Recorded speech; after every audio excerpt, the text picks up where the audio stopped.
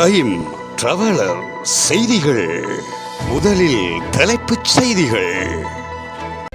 சஜித் தரப்புடன் இணைய தயாராகும் மொட்டு எம்பிக்கள். இணைவதா பிரிவதா? ரணில் மொட்டு இறுதிக்கட்ட பேச்சு.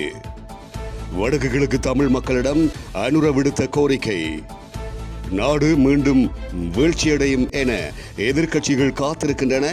மனுஷ நாணயக்கார. சர்வதேச வணிக கடன் தரப்பினரோடும் அரசாங்கம் நிலையான இணக்கப்பாடுகளை எட்டவில்லை. 4 புதிய மாநகராட்சிகள் தமிழகத்தில் சட்டமூலம் நிறைவேற்றம். இந்தியாவில் மீண்டும் விமான நிலையம் ஒன்றில் விபத்து. அமெரிக்க அதிபர் தேர்தல் களமிறங்குகின்றார் மிச்செல் ஒபாமா. தொலைபேசி பயன்படுத்தும் சிறுவர்கள் குறித்து ஆய்வில் வெளியான தகவல். தொடர்வென விரிவான செய்திகள். ஸ்ரீலங்கா பொதியன பெரமுனவை பிரதிநிதித்துவப்படுத்தும் 12 நாடாளுமன்ற உறுப்பினர்கள் எதிர்வரும் சில நாட்களில் ஐக்கிய மக்கள் சக்தியில் இணைய உள்ளதாக அந்த கட்சியின் செயலாளர் நாயகம் ரஞ்சித் மத்தும பண்டார குறிப்பிட்டிருக்கின்றார். ஐக்கிய மக்கள் சக்தியில் இணைந்துள்ள சிறு கட்சிகளைச் சேர்ந்த நாடாளுமன்ற உறுப்பினர்களின் எண்ணிக்கை 30 தாண்டியுள்ளதாகவும் பொதுச் செயலாளர் குறிப்பிட்டார். சம்பந்தப்பட்ட அனைத்து நாடாளுமன்ற உறுப்பினர்களுக்கும் ஐக்கிய மக்கள் சக்திக்கும் இடையிலான உடன்படிக்கைகள் அடுத்த மாதம் கைச்சாத்திடப்பட இருப்பதாக அவர் மேலும் தெரிவித்தார். எதிர்வரும் அதிபர் தேர்தலில் ஆதரவை பெறுவதற்காக அதிபர் ரணில் விக்ரமசிங்கவுக்கும் ஸ்ரீலங்கா பொதியன பெரமுனவுக்கும் இடையிலான முக்கிய சந்திப்பொன்று எதிர்வரும் வாரத்தில் நடைபெறவுள்ளது. தற்போது பொதியன பெரமுனவின் ஒரு குழு அதிபர் ரணிலுக்கு ஆதரவாக செயற்பட்டு வரும் அதேவேளை நாமல் ராஜபக்சவின் தலைமையில் மற்றொரு குழு எதிராக செயற்பட்டு வருகிறது. இந்த சந்திப்பில் இருதரப்பினருக்கும் இடையில் பொதுவான ஒப்பந்தம் குறித்து கலந்துரையாடப்பட உள்ளது. ஜூலை நடுப்பகுதியில் அதிபர் தேர்தலை உத்தியோகபூர்வமாக அறிவிக்க தேர்தல் ஆணையகத்துக்கு அதிகாரம் வழங்கப்படும் என தகவல்கள் தெரிவிக்கின்றன. வடக்கு கிழக்கில் உள்ள சகலரும் மாற்றத்தை எதிர்பார்ப்பதாகவும் அதற்கு தமிழ் மக்களின் ஆதரவை கோருவதாக தேசிய மக்கள் சக்தியின் தலைவர் அனுரகுமார் திசாநாயக்க குறிப்பிட்டுள்ளார். மட்டக்களப்பில் இடம்பெற்ற ஆசிரியர் மாநாட்டில் கலந்து கொண்டு உரையாற்றும் போதே அவர் மேற்கண்டவாறு குறிப்பிட்டார். அத்துடன் தமிழ் பேசும் மக்கள் அதே மொழியில் அரசாங்கத்துடன் பழகும் வாய்ப்பை ஏற்படுத்தி தருவதாகவும் அவர்களின் மதம் மற்றும் கலாச்சாரத்தை பாதுகாத்து அவர்களின் வளர்ச்சிக்கு தேவையான அனைத்து விடயங்களும் செய்து தரப்படும் என்றும் அனுரகுமார திசாநாயக்க உறுதியளித்தார். இதேவேளை தமது அரசாங்கத்தின் கீழ் ஆசிரியர் தொழில் நாட்டில் இருக்கின்ற 10 முக்கிய தொழில்களில் ஒன்றாக மாறும் எனவும் அவர் வலியுறுத்தினார். நாடு பொருளாதாரத்தில் வீழ்ந்தபோது ஓடுவதற்கு செருப்பு தேடி ஓடிய எதிர்க்கட்சிகள் நாட்டுக்காக சவால் விடும் ஒரே ஒருவரின் காலை இழுத்துக்கொண்டு நாடு மீண்டும் வீழ்ச்சி அடையும் என்று காத்திருக்கின்றார்கள் என்று தொழில் மற்றும் வெளிநாட்டு வேலைவாய்ப்பு அமைச்சர் மனுஷ நாணயக்கார குறிப்பிட்டுள்ளார்.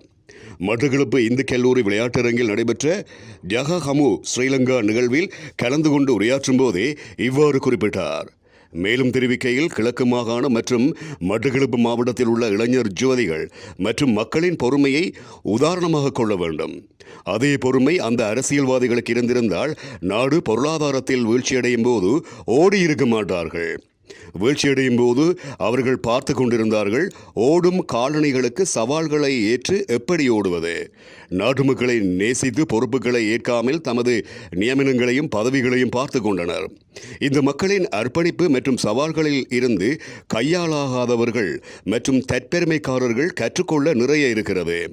நாடு வீழும்போது மக்கள் உணர்வை வலுப்படுத்தாமல் மக்களை வீழ்த்த முயலும் தலைவர்கள் பலர் நம் நாட்டில் உள்ளனர். மேலும் இந்த நாட்டில் பல வருட கால யுத்தம் இந்த மாகாண மக்களுக்கு பெரும் சேதத்தை ஏற்படுத்தியிருக்கிறது. இதில் நாங்கள் பிளவுபட்டிருக்கின்றோம். இல்லை, அரசியல் தேவைக்கேற்ப நாம் பிளவுபட்டிருக்கின்றோம். அரசியல் தேவைகளை அதற்கு வழிவகுத்தது எனவும் அவர் குறிப்பிட்டார். சர்வதேச இறையாண்மை பத்திரதாரர்கள் உட்பட சர்வதேச வணிக கடன் தரப்புகளுடன் அரசாங்கம் இதுவரை எந்த நிலையான இணக்கப்பாடுகளையும் எட்டவில்லை என ஐக்கிய மக்கள் சக்தியின் நாடாளுமன்ற உறுப்பினர் கர்சடி சில்வா குறிப்பிட்டிருக்கின்றார். எதிர்க்கட்சித் தலைவர் அலுவலகத்தில் இடம்பெற்ற ஊடக சந்திப்பிலேயே கர்சடி சில்வா இவ்வாறு குறிப்பிட்டார். ஜனாதிபதியின் உரையை நாம் முழுமையாக செவிமடுத்தோம். ஐக்கிய மக்கள் சக்தி எல்லா விடயங்களுக்கும் எதிர்ப்பை தெரிவிக்கவில்லை. உரையை எழுதி கொடுத்தவர் யார் என்று தெரியவில்லை. சர்வதேச நாணய நிதியத்தை நாடுமாறு ஆரம்பத்தில் இருந்து கூறி வந்தோம். இந்த நாட்டின் சரியான தாய் யார் என்பதை நாட்டு மக்கள் புரிந்து கொள்வார்கள். ஐக்கிய மக்கள் சக்தி அசடு போல்தான் இதுவரை செயற்பட்டிருக்கிறதா? நாம் எவ்வாறு செயற்பட்டோம் என்பதை ஜனாதிபதி கூறும் முன்னர் ஒருமுறை சிந்தித்து பார்க்க வேண்டும். சர்வதேச நாணய நிதியத்தை நாடுமாறு நாமே ஆரம்பத்தில் கோரினோம். 2020ஆம் ஆண்டில் நாடாளுமன்றத்துக்கு வந்த முதல் நாளே இதை நாம் கோரினோம். சர்வதேச நாணய நிதியத்துடன் நாடு இணக்கப்பாடு கண்டதற்கு நாம் எதிராக வாக்களிக்கவில்லை. பேச்சை எழுதியவர் இதனை அறிந்திருக்கவில்லை போல் தெரிகிறது. பிரதான இருதரப்பு உத்தியோகபூர்வ கடன் வழங்குனர்களான சீனா, ஜப்பான் உள்ளிட்ட ஏனைய நாடுகளுடன் அதன் உத்தியோகபூர்வ கடன்தாரர்களுடன் இணக்கப்பாட்டை எட்டியதற்கு மகிழ்ச்சி அடைகின்றோம். நல்லதொன்று நடக்குமாக இருந்தால் நாம் அங்கும் இங்கும் இலங்கை தாயை இழுக்க விரும்பவில்லை எனவும் அவர் மேலும் குறிப்பிட்டிருக்கின்றார். தமிழகத்தில் திருவண்ணாமலை, நாமக்கல், காரைக்குடி, புதுக்கோட்டை ஆகிய மாவட்டங்களுக்கு தனித்தனியாக புதிய மாநகர சபையை உருவாக்குவதற்கான சட்டமூலம் திருத்தங்களுடன் நிறைவேற்றப்பட்டிருக்கிறது. அந்த வகையில் சட்டசபையில் புதுக்கோட்டை நகராட்சி மற்றும் 11 ஊராட்சிகளை ஒன்றிணைத்து புதுக்கோட்டை மாநகராட்சி, திருவண்ணாமலை நகராட்சி மற்றும் 18 ஊராட்சிகள், அண்ணாமலையில் உள்ள பகுதிகள் ஆகியவற்றை ஒன்றிணைத்து திருவண்ணாமலை மாநகராட்சியாக பிரிக்கப்பட்டுள்ளது. இதேபோன்று நாமக்கல் நகராட்சி மற்றும் 12 ஊராட்சிகளை ஒன்றிணைத்து நாமக்கல் மாநகராட்சி, காரைக்குடி நகராட்சி மற்றும் 2 பேரூராட்சிகள், 5 ஊராட்சிகளை ஒன்றிணைத்து காரைக்குடி மாநகராட்சி என மொத்தம் 4 புதிய மாநகராட்சிகளாக தரம் உயர்த்தப்பட்டதற்கான சட்டம் மூலம் தாக்கல் செய்யப்பட்டன. இந்த நிலையில் மாநகராட்சியை தரம் உயர்த்த தடையாக இருந்த மக்கள் தொகை ஆண்டு வருமானத்தை தளர்த்தி திருத்தப்பட்ட சட்டம் மூலம் நிறைவேற்றப்பட்டது. நகர்ப்புற உள்ளூராட்சி சட்டப்பிரிவில் மக்கள் தொகை 3 லட்சத்திலிருந்து 2 லட்சமாகவும் ஆண்டு வருமானம் 30 கோடியிலிருந்து 20 கோடியாகவும் குறைக்கப்பட்டுள்ளது. இந்தியாவின் குஜராத் மாநிலத்தில் இருக்கின்ற ராஜ்கோட் விமான நிலையத்தில் தற்காலிக முனையத்திற்கு வெளியே பயணிகள் பிக்கப் மற்றும் வெளியேறுகின்ற பகுதியில் விதானம் உடைந்து விழுந்திருப்பதாக இந்திய ஊடகங்கள் செய்தியை வெளியிட்டுள்ளன. இந்த நிலையில் இந்த விபத்தில் நபர்கள் யாருக்கும் எந்த காயமும் ஏற்படவில்லை என தெரிவிக்கப்படுகிறது. மேலும் இந்தியாவில் தற்போது தொடரும் கடும் மழை காரணமாக குறித்த விதானம் உடைந்து வீழ்ந்துள்ளது. அதேவேளை டெல்லி விமான நிலையத்தின் 1வது முனையத்தில் மேற்கூரை இடிந்து விழுந்ததில் ஒருவர் மரணமடைந்தமை குறிப்பிடத்தக்கது. அமெரிக்க அதிபர் தேர்தலில் ஜனநாயக கட்சி சார்பாக போட்டியிட உள்ள அதிபர் ஜோ பைடனுக்கு பதிலாக முன்னாள் அதிபர் பராக் ஒபாமாவின் மனைவி மிட்செலை களமிறக்க தீர்மானிக்கப்பட்டிருப்பதாக தகவல்கள் தெரிவிக்கின்றன.